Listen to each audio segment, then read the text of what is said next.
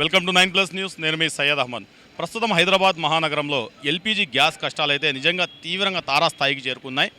ఎవరైతే LPG gas పైనే బండ్లతో జీవనం కొనసాగించే వాళ్ళ యొక్క జీవితం అనేది నిజంగా చాలా దుర్భర పరిస్థితిలో కొట్టుమిట్టాడుతుంది. సో ఎల్పీజీ గ్యాస్తోనే జీవనం సాగిస్తున్నటువంటి మన ఆటో డ్రైవర్ల కారణాలతో మేము ఇప్పుడు మాట్లాడే ప్రయత్నం చేద్దాం. అన్న చెప్పండి, ఇలాంటి ఎల్పీజీ గ్యాస్ ఇష్యూ అనేది ఇంతకు ముందు కూడా వచ్చిందా, లేకపోతే ప్రస్తుతం ఇప్పుడే 15 डेज से हो रहा है, फर्स्ट टाइम है ये। దీనికి కారణం ఏమని చెప్పచ్చు? ये जो वार हो रहा ना, अमेरिका और ईरान का जो वार होना, उसकी तरफ से गैस नहीं मिल रहा हम लोग को। ఓకే ఓకే దీనికోసం ఏమైనా ప్రభుత్వం ఏమైనా చర్యలు చేపట్టిందన్న? సార్ మాకు ఏం ప్రాబ్లం లేదు. ఏం మా పేదోళ్ళు మా ఆటోలు ఉన్నారు కదా, ఎవరికి ఏం కష్టం రాలేదు. మా ఆటోలకే కష్టం వచ్చింది.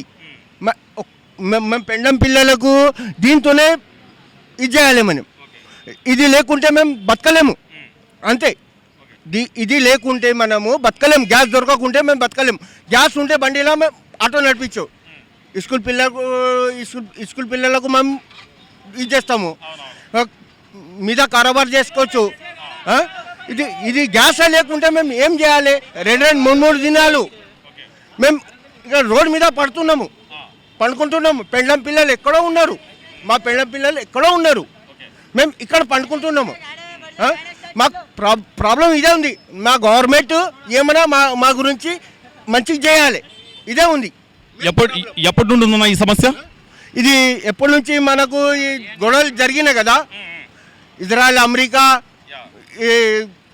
ఇరాన్ గురించి జరిగిన అప్పటి నుంచి మాకు ప్రాబ్లం వచ్చింది. మేము ప్రాబ్లం ఉన్నాము అంటే ఎవ్వరు లేడు ప్రాబ్లంలా. పేదోడే ఉన్నాడు ప్రాబ్లంలా, ఈ ఆటోలే ఉన్నాడు. మాకు 99 రూపీస్ లీటర్ గ్యాస్ ఇస్తుండు. ప్యాసింజర్ మనకు ₹1 ఎక్కువ ఇయ్యకొస్తలేడు. ఇస్తుండా? ఇయ్యకొస్తలేడు. 10 రూపాయలు షేరింగ్లో అడుగుతే మేము 20 రూపాయలు అడుగుతే ఏం చెప్తుండు? ఎందుకు ఇవ్వాలి 20 రూపాయలు అంటుండు. ఇదే ప్రాబ్లం మనకు. ఇదే ప్రాబ్లం మాకు సాల్వ్ కావాలి. 99 మాకు 60 రూపీస్ లీటర్ గ్యాస్ ఉండే ముందుగాల 99 అయింది. ఇదే ప్రాబ్లం మనకు సాల్వ్ కావాలి. ప్రైస్ కూడా సమస్యగా మారిందా ప్రస్తుతం? ప్రైస్ చాలా ఎక్కువ అయింది సార్ మాకు. దాని గురించి మాకు ప్రాబ్లం అయింది. అంటే ప్రభుత్వం నుండి ఎటువంటి సహాయం మీకు అందడం లేదా ప్రస్తుతము? ఏం ప్రాబ్లం మాకు ఏం సాయం అందకుండా లేదు. ఇంకా యాక్చువల్ చెప్పాలంటే సార్, ఇప్పుడు నేనైనా ఆయన ఆటో తోలితేనే ఇల్లు కలుగుతుంది. నా ప్రాబ్లం సార్. స్కూల్ పిల్లలు పోయినాయి, కాలేజీ పిల్లలు పోయినాయి. ఆటో లేకుంటే ఇంటికి రాగట్టాలా. పాలోడు ఆగడు. ఒకటి దగ్గర 500 తీసుకున్నాం, వాడు ఇంటి ముందు ఆగుతుండు. మాకు ఏ గవర్నమెంట్ కూడా మాకు హెల్ప్ చేయలేదు. ఇంకా మా దగ్గరే తీసుకుంటారు. మాది కొల్లు డబల్ బెడ్రూమ్లో ఉంటాను నేను. బండి అయిపోయింది. శుక్రవారం నైట్కి ఇక్కడ పండుకుంటే శనివారం రోజు 500 గ్యాస్ పోపించిండు.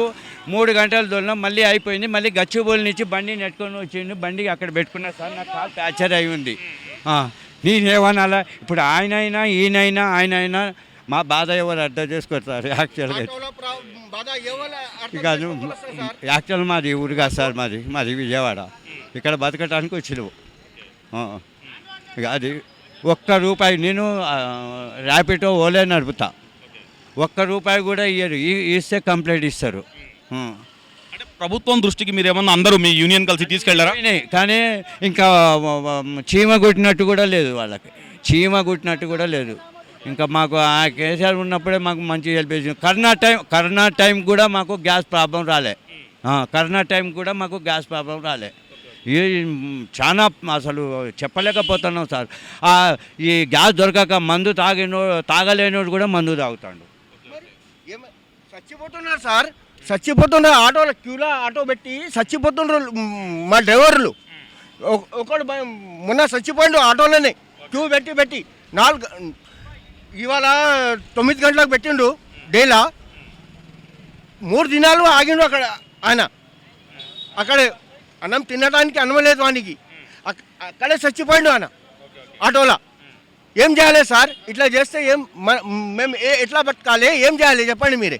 ఎల్పీజీ గ్యాస్ వాళ్ళకి ఇలాంటి కష్టాలు వస్తున్నాయి? గ్యాస్ వాళ్ళకే అంటే పెట్రోల్ డీజిల్ వాళ్ళకి ఎటువంటి కష్టాలు లేవా? పేదోళ్ళ వాళ్ళకు ఎవరికి ఏం కష్టం లేదు, పెద్ద పెద్ద వాళ్ళకు ఏం కష్టం లేదు, ఆటో వాళ్ళకే కష్టం ఉంది. ఎల్పిజి ఒకటే, ఎల్పిజి ఇక ఎల్పిజి ఒకటే. సిఎన్జి వాళ్ళు మా బండ్లు ఆగినాయని సిఎన్జి వాళ్ళు కాలర్ ఇట్లా ఎగురుకుంటా కిరాయిలు చేస్తారు. ఒక్కసారి చెప్పకూడదు కాదన్నా మనం చెప్పకూడదు. ఒక్కసారి మీ బండ్లలో గ్యాస్ అయిపోయిన తర్వాత మళ్ళీ మీరు రీఫిల్ చేయాలంటే ఎంత సమయం వేచి చూడాల్సి వస్తుంది? 2 రోజులు 3 రోజులు 2 రోజులు 3 రోజులు నైనా 3 दिन 3 రోజులు మినిమం. ఇప్పుడు గ్యాస్ అయిపోయింది సార్ నాది. మళ్ళీ నీకు వేపియాలనుకుంటే ఇక్కడ పండుకోవాలని నేను సార్ ఇక మా బాబు పిల్లలు వదిలిపెట్టుకోవాలి. ఎందుకంటే ఇప్పుడు ఫైనాన్స్ కూడా ఆగాడు. ఇప్పుడు ఈయన దగ్గర 10 రూపాయలు తీసుకున్నా, ఈయన ఆగాడు. నాకేం చేయమంటాడు? కిరాయి వాడి దగ్గర మీరు ఎక్స్ట్రా ఏమైనా చార్జ్ చేస్తే అతను ఇవ్వడు అంటున్నారు. ఒక్క నిమిషం, కిరాయి వాడు బండి కిరాయా 400 కిరాయా బండిది.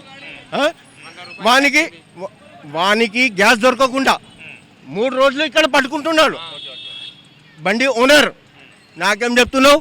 నాకు గుత్తా కావాలి, కిరాయా కావాలి బండిది అంటే వాడు ఏం చేయాలి? ఇంటికి చూసుకోవాలా, పిల్లలకు చూసుకోవాలా, భార్యకు చూసుకోవాలా, ఇది గ్యాస్ చూసుకోవాలా, ఓనర్ చూసుకోవాలా.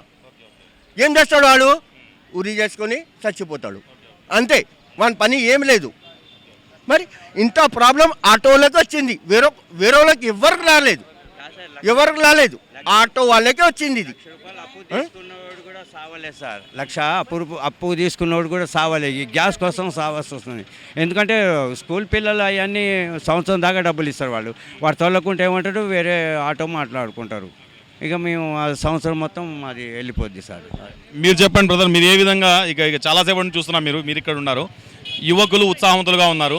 మీకు ఎలా అనిపిస్తుంది ఈ విధంగా గ్యాస్ కష్టాలు వస్తే మీ ఉపాధి పైన ఏమన్నా ఎఫెక్ట్ పడడం లేదా? చాలా ఎఫెక్ట్ పడ్డది. ఎఫెక్ట్ ఎందువల్ల, దీనివల్ల మొత్తం అంతా ఆర్థికంగా చాలా నష్టపోయినాం.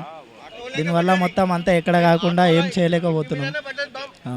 అంటే మీరు యువకులు మెయిన్ వాళ్ళ పెద్దవాళ్ళు, వాళ్ళు పోరాటం చేయడం అంటే కొంచెం కష్టంతో కూడుకున్నది. మీరు యువకులు మీ టీం అంతా కలిసి ప్రభుత్వాన్ని గట్టిగా ప్రశ్నించలేకపోయారా? ఆల్రెడీ గవర్నమెంట్కి కూడా అడిగినాము మేము, మాకు ఈ విధంగా ప్రాబ్లం ఉంది, మాకు ఏదైనా ఒక సొల్యూషన్ చూపించండి అని మేము అడిగినాం. యువత ఒక ఆటో యూనియన్ మొత్తం వెళ్ళి అడిగినాం. అయితే దానికి చేస్తామని వాయిదా పెండింగ్ వేసుకుంటూ వచ్చారు. ఇప్పటి వరకు దానికి ఎలాంటి పరిష్కారం చూపించలేదు. ఇప్పటి వరకు మాకైతే ఏమీ న్యాయం జరగలేదు. ఎప్పటికీ మా ఇవే ఉంటవి, ఇదే ఉన్నది, గ్యాస్ అయితే ఎక్కడ దొరకట్లేదు. హైదరాబాద్ మొత్తం ఇదే పరిస్థితి ఎదురైందన్న? ఆల్ ఓవర్ తెలంగాణ మొత్తం ఇదే పరిస్థితి ఉంది. తెలంగాణ స్టేట్ మొత్తం ఈ విధంగా ఉంది. తెలంగాణ స్టేట్ అదర్ స్టేట్లలో కూడా ఉంది, కానీ తెలంగాణలో చాలా ఎక్కువ అయిపోయింది. మినిమం 15-20 డేస్ నుంచి చాలా తీవ్రంగా ఉంది ఇది.